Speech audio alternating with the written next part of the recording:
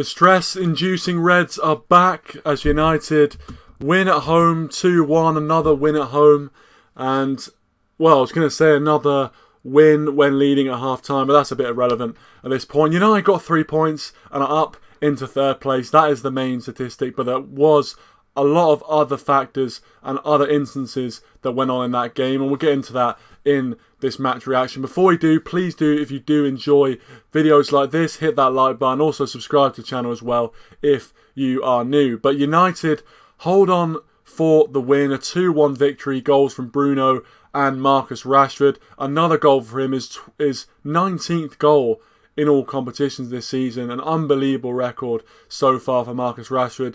I don't think at the start of the season many people would have thought that Rashford would have broken the 20 goals a season mark, and really it's a mark that, you know, we have been wanting Rashford to get to since he started playing for United, and it's kind of a magic number, isn't it? That kind of 20 goals a season, and he's so close, one goal away, and he'll have loads more goals in him. A very nice instinctive striker's finish from Garnacho's ball in. Where have we seen that before? Actually, it might have been Shaw's ball in, but a ball from the left-hand side nonetheless. The penalty, Fernandes took it well. Will Hughes, at the time, I kind of felt a little bit, bad for him. I felt like proximity-wise, he was quite close to it.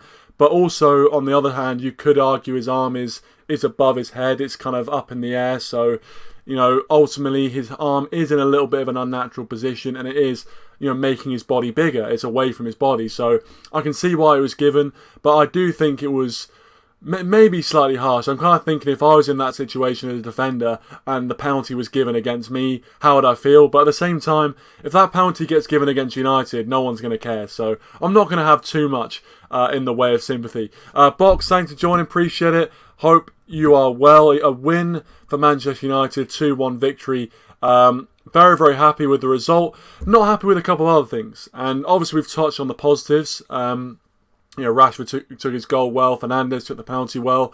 I thought for the majority of the game, we looked fairly comfortable. We looked quite strong. And we were just lacking a little bit of a cutting edge today. I thought we didn't create as many opportunities as we would have hoped. And I think there was a lot of deja vu. Looking back to the last couple of weeks when we played Palace, and Elise scored that free kick in the 92nd minute or whatever it was. There was a lot of deja vu, a lot of parallels. We just weren't really making our dominance pay, and you just felt that Palace were coming back into this game and anything was possible from there. So obviously they did get their goal. I think it was Schlupp that got the goal for Palace, to kind of flick on from a miss-hit shot. Or maybe it was a pass. He might claim it was a pass. But whatever happened, it was in the back of the net. And that last 15 minutes was nervy, to say the least. Mainly in part to a bit of absolute lunacy from Casemiro. And I'm not going to be massively harsh on Casemiro, but I do believe that whilst he's been arguably our best player this season, what he did today was indefensible, really. 3 games out now as well for a straight red card. Yes, I have seen a still of Ayew grabbing on Fred's neck, and obviously people talking about consistency, but that is something we've kind of come to expect from Premier League referees at this moment in time. There isn't really that consistency at the moment. But, that aside, I just was so frustrated at the fact that a player of that experience, think about the things he's been through, think about the things he's won in his career. He's not some new kid on the block. He's one of his main characteristics and one of his best attributes is his experience. It's the fact that he has the know-how. He can be a little bit cute at times, just kind of get away with things because he just knows how to do it. But the fact that the sending off was so needless, that Anthony was fouled, definitely fouled, a bit of a naughty foul, quite late. But there was no need for Casemiro to go in and do what he did. As I said, you can talk about consistency with Ayew and things like that, but as a player, you've got to say, you can't be, grabbing people like that, especially because we got the foul in the end of the day. We got the foul, we got what we wanted, and, we were 2-0 up. We just scored, Rashford scored his goal, we were in a very comfortable position in the game. And ultimately, that red card kind of changed the mentality of the game. And then obviously when Palace scored, it just meant, the stress-inducing Reds were back for another last 10 minutes of a game.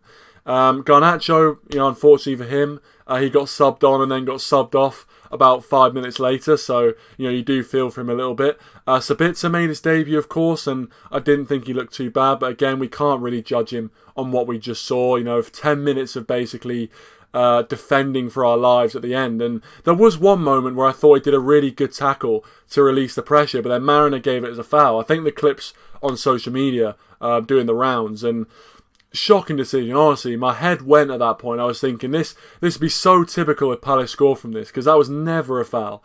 But we got over the line regardless of the 7 minutes of added time. But yeah, as I said, I don't want to be ridiculously harsh on Casemiro just because he has been one of our best players this season. But you have to criticise when it's there. And from what I've seen, it was a very, very poor decision to make by Casemiro to go over and engage, because really we should be thinking at that point, what, Palace, you're 2-0 down. If you want to get annoyed, you can get annoyed. You guys can kind of have a bit of a ruckus, or you guys can get frustrated. If anything, that helps us. So there was no reason for any of our players to kind of get involved in that. We could have just kind of wound down the clock a little bit and just played the game. But unfortunately, it now means that Casemiro misses our next 3 Premier League games, which I believe 2 of them are against. I believe 2 of them are against Leeds, actually. But no, just that was the thing that really got to me, that really frustrated me today, was the fact that now we're in a situation where, okay, yeah, so Leeds, and Leicester are the next 3 games that Casemiro can't play in, and it's just really frustrating because, we're at a very critical part of the season. We were very worried about people getting injured, funny enough, and we're in a very kind of congested run of fixtures. So to lose Casemiro in 3 of those fixtures, it's really not a good look. It's really not a good look. Box says, was it just me or the ref was a bellend? I mean, yeah, Andre Mariner, I don't think he had the best game today. I think, the fact that both managers at the end of the game were seen kind of arguing with the referees usually tells you that you haven't had a brilliant game. The fact that, usually it's only one manager that's annoyed, but both managers having a go at the referee just tells you what you need to know. But yeah, Box's Schlupp instigated that whole instance. He should have been sent off. Well, I mean, I don't know. Like, ultimately it was a bit naughty, the challenge and the kind of following up and everything. Like, it's part and parcel of the game. Ultimately we've got to. You have to deal with that. You can't be dragged into those sort of petty scraps and things like that, especially when you're 2-0 up. It's the sort of thing you'd expect to happen if, like, you were 2-0 down and everyone was really frustrated. But when you're 2-0 up, you've just got to say, why are we getting annoyed? There's no reason to get annoyed. Let's not do anything silly. Let's not, kind of jeopardise ourselves and jeopardise the 3 points. If people want to get frustrated, let them get frustrated. But we're leading. We're in a very good position. But that red card just completely flipped the passage of play on its head. The momentum suddenly went with Palace, and then obviously they got their goal. And at that point I was thinking, yep, here we go, 2-2. It was written in the stars. But thankfully, my man of the match today, Lisandro Martinez, was unbelievable. Defensively, apart from obviously the goal we conceded, I thought actually we were very solid. And I think Martinez, my man of the match, for me, was the man that really made that all happen. There's quite a few times where he kind of went with his runners and made potentially goal-saving challenges to stop us from conceding. But yeah, ultimately, Martinez for me, has to get his plaudits. And this season, we all know how good he's been. But today, I think he did save us and get us those 3 points ultimately, which, kind of tells you how the game went and kind of is a little bit of an indictment on our game management. But, Martinez did his job superbly well today, and I thought was our best player and probably the best player on the pitch as well. So my man of the match is Martinez. Let me know your man of the matches in the live chat. It'll be interesting to see what you guys think on that front. Box, as he puts his hand on his neck, shoulders, didn't strangle him. Yeah, I mean, listen, for me, and you guys can leave your thoughts on the sending off in the live chat. It'll be interesting to see if you guys think the same as me. But from my point of view, his hands are kind of on the bottom of his neck. They're not like here, but they're kind of like, here. And listen, I wouldn't be surprised if he wasn't really holding him that tightly, but I have to say, in fairness, you can't have your hands there. I think we've seen red cards given for that before, and yes, the consistency is definitely a point of debate, because we've also not seen red cards given for that before. So, that's one thing to consider, but I think ultimately, in the eyes of the law, the right decision was made. You can argue potentially that Ayew, in the picture that I've seen, Ayew should have also been sent off. Again, the consistency.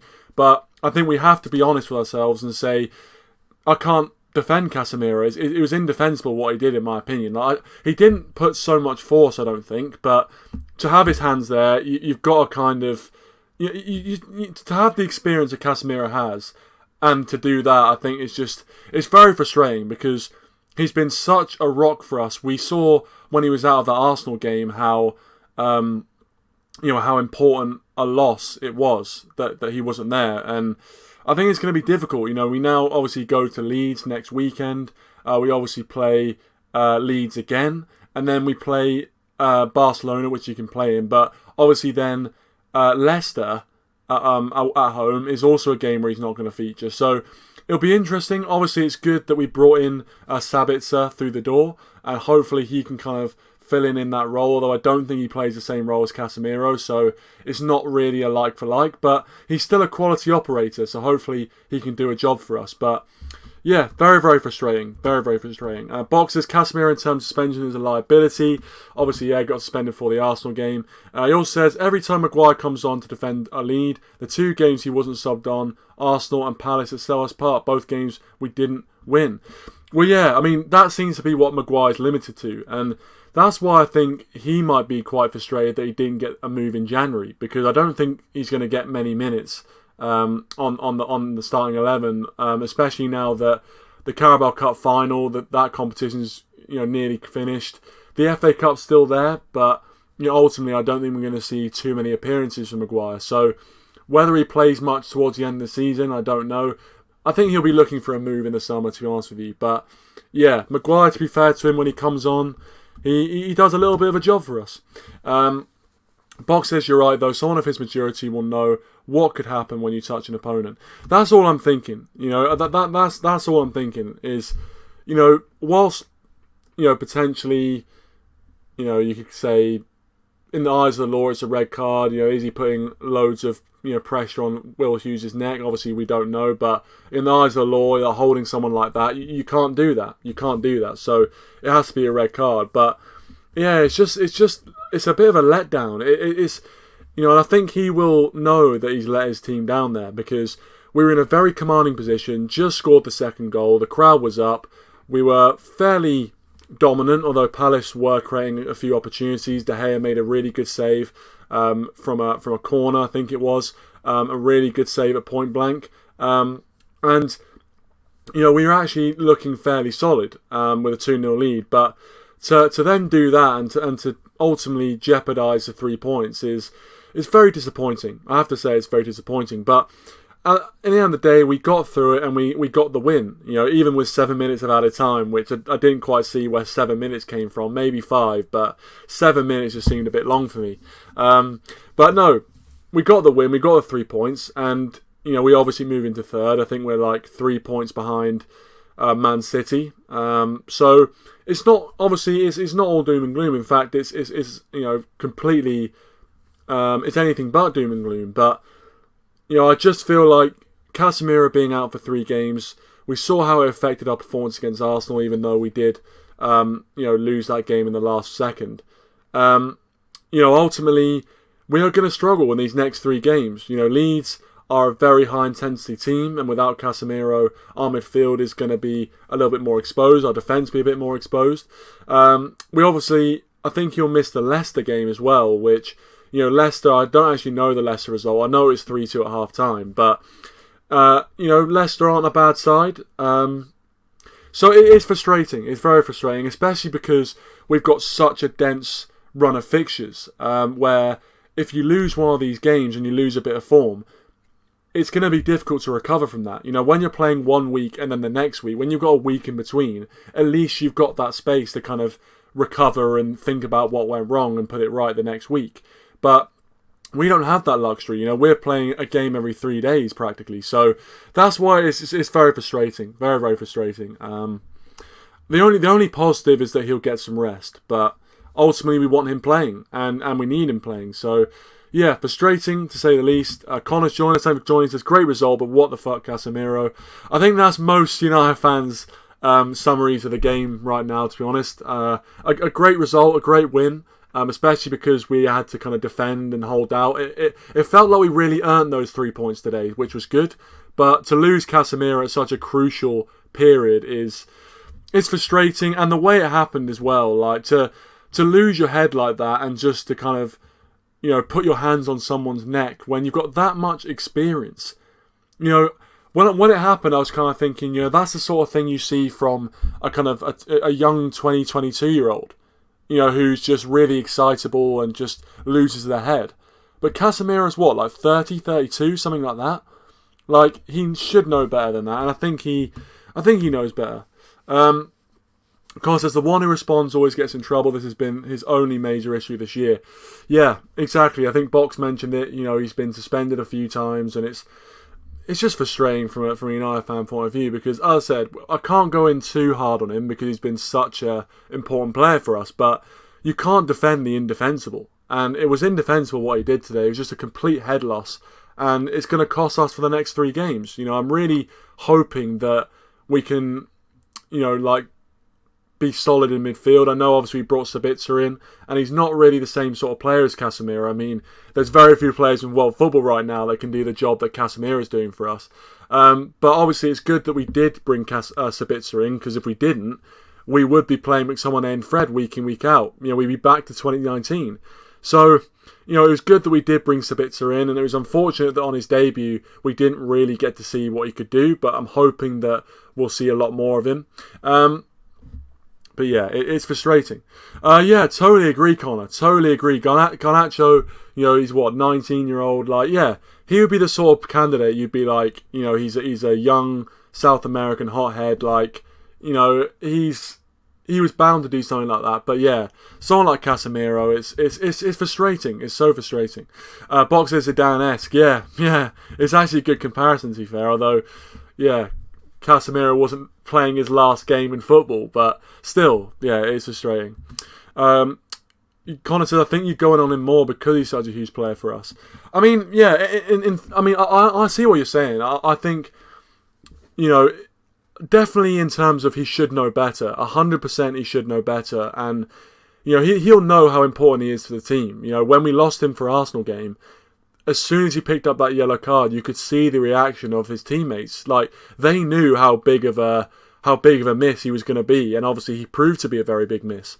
So, yeah, I see your point. I definitely see your point. But yeah, it's very frustrating to say the least. Box says, would you play Martinez at DM, play Lindelof and Maguire, or Shaw at centre back? Interesting question. I did hear Erik ten Hag's comments in the week talking about how Lindelof was trained as a central defence midfielder, so we might see it. Hey, we might see it. You never know. But I think he will look to play the new, you know, Sabitzer, and he will look to play Fred. So yeah, it's difficult. Obviously, Ten Hag's got a bit of a decision to make, but I think I don't see him putting Lindelof in that position. I just don't see it. I know he could fill in a role, but I think we'd have to be in a huge injury crisis before we brought in Lindelof to play in that role. I might be wrong. Connor goes with Dalot, Varane, Shaw, Malacia and Martinez at CDM till he's back. Might not be the worst shout. You know, Martinez definitely with the ball at his feet. I thought today again, you know, his passing range was really good. He had a very good all-round game. Man of the match for me, as I said earlier. So, yeah, I wouldn't be against either Martinez or Lindelof playing there.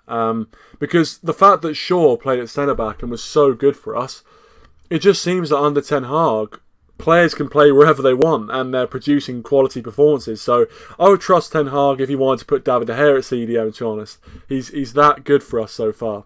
A few more comments before we do wrap it up. Connor says, our last game as well, he got a yellow because he got fouled. Wasn't called, and while out for revenge, he slipped and took the player out. Yeah. Again, it's the hot-headedness, which, I mean, obviously he's a fierce competitor, and that's one of his best attributes. The fact that he's got such passion, and he wants to win every challenge, every ball, every kick, every game. He wants to win, and you can't fault him for that. But getting into needless things like he did today, just quite frustrating, really. And Box says, we have options in that defensive region. I like the backups we have. Heaton, Malacia, Maguire, Lindelof, Butland, Bissaka. Yeah, we're starting to build a little bit of squad depth now. I think with Sabitzer coming in midfield as well. When all our players are fit, Eriksen, Sabitzer, Casemiro, Fred, we've got a decent bit of depth there now. But it's frustrating because obviously Casemiro being out for 3 games is going to be huge loss for us. But anyway, thanks for watching, really appreciate it. I hope you did enjoy. Leave your thoughts in the comment section down below on what we've just witnessed at Old Trafford. A 2-1 win for United, but boy, do they want to make it hard on themselves. A red card from Casemiro changed the momentum of the game, but ultimately we got the result, and it's a big result in terms of the table. We move up into 3rd place before West Ham play Newcastle, or Newcastle play West Ham, sorry. Which is going to kick off in about 10 minutes from when you're seeing this video. So, United still on the way up, still a very solid home record. We've got positive to talk about, but obviously Casemiro missing for the next 3 games is the biggest headline. But anyway, thanks for watching, guys. Really appreciate it. Enjoy the rest of your weekend, and I will see you guys in the next one. Cheers.